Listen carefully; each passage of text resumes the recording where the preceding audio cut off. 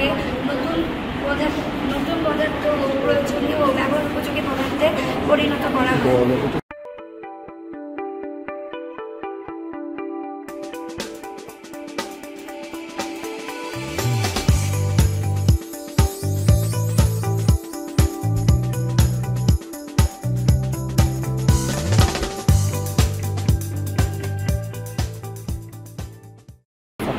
আমরা অপ্রয়োজনীয় জিনিসের সরবরাহ করছি।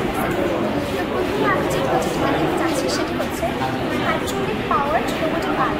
এখানে আমরা এই জিনিসটি তৈরি করার জন্য প্রয়োজনীয় সকল উপকরণ রিসাইকেলের মাধ্যমে সংগ্রহ করেছি। এখানে আপনারা দেখতে পাবেন এখানে কার্বন রয়েছে, একটি পুরোনো ফেরাটা বক্স এবং কিছু শিট যেগুলো আমরা ব্যবহার না করা হলে অপ্রয়োজনীয় হয়ে গেলে সেগুলো ফেলে দিই।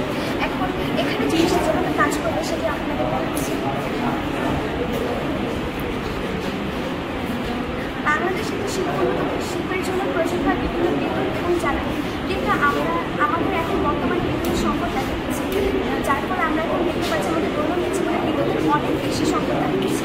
তো আমরা যদি এখানে এই সকল রোবোটিক জিনিসগুলো কন্ট্রোল দিয়ে যদি আমরা এই সকল হাইড্রোলিক জিনিসের মাধ্যমে পরিচালনা করতে পারি পণ্য পরিবহন সহ অন্যান্য কাজে, তবে আমাদের অনেকটা বিদ্যুৎ এবং জ্বালানি খরচ কমে যাবে, যার ফলে আমাদের দেশ উন্নত হবে এবং সমৃদ্ধ হবে। এবং এখানে কোনো খরচ হয়নি, সব কিছু রিসাইকেলের মাধ্যমে করা হয়েছে। স্যার, আমাদের সেকেন্ড প্রজেক্ট হচ্ছে ইউরোর বডি ইলেকট্রিক কন্ডাক্টিভিটি টেস্টার। এখানে আপনি একটু হাত রাখেন। স্যার, সেটা একটু হাত রাখেন। স্যার, এটি হচ্ছে বাংলাদেশ বিদ্যুৎ পরীক্ষণ যন্ত্র।